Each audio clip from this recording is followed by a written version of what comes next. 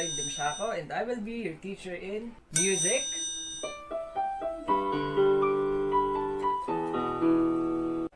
arts, physical education, and health. And I hope that you will learn something from this video. It's Muppet time with Sir Lloyd.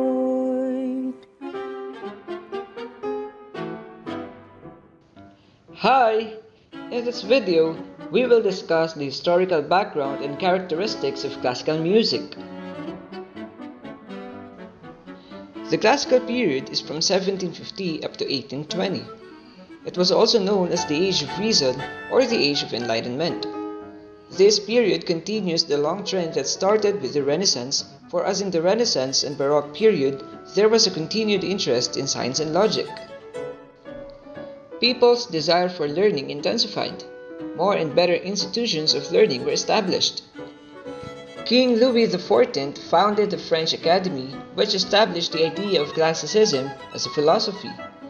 The amount of trade continued to increase and allowed people to earn more money. The great division between the rich and the poor during the Middle Ages was being eroded, and a new group of people filled the gap. The French called them the Bourgeois, and we may call them the middle class, or in Filipino slang, Burgis. The middle class were businessmen, traders, teachers, craftsmen, and the like. They were not of the nobility, nor were they poor either. This gave them a bit more power to steer their destiny. One thing their money bought them would be education. They realized that the power of the royalty was unjust. Many monarchies ended and democracy took its place. The music of the classical period. In these modern times, people think of classical music as music that only the wealthy can understand. But if one goes back to history, one will find out that classical music was a music genre that in fact went against the preferences of the royal and noble classes of society. To value what is classic is to value reason, that is, to value the inner structure of an object than to just look into the unimportant surface detail. This is essentially what classicism is all about, that is, appreciating the overall structure over ornamentation, to see beyond the unimportant superficiality, to focus more on the structure within, to value the simple truth of an object, and to disregard any unnecessary dramatic or emotional content it may possess. These are the defining characteristics of classical music. Melody. The melodies in classical music were no longer made to overlap with each other as in the polyphonic texture of Baroque music. Rather, these melodies were built on motifs or melodic ideas which were first presented in the beginning of the music, then developed within the composition following a pattern or structure. Melodic ideas or motifs from the classical period are easy to remember as they are tuneful and charming melodies. Texture. Texture in classical music is homophonic. This means there is melody in the accompaniment.